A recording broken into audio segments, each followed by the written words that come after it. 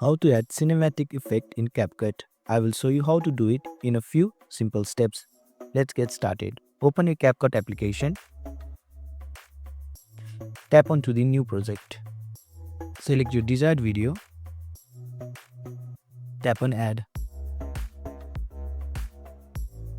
Now your video is displayed on your timeline. To add a cinematic effect, tap on effect. Select video effects. On the search bar, type cinematic effect.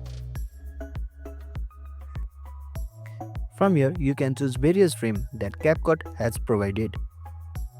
Select the one which suits you better. You can see the effect on your timeline.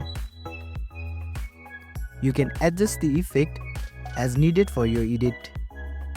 And that's it. Now you know how to add cinematic effect in CapCut.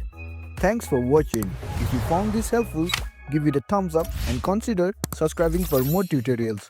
Drop a comment if you have question or suggestion for future videos. And don't forget to check out our playlist. See you in the next one.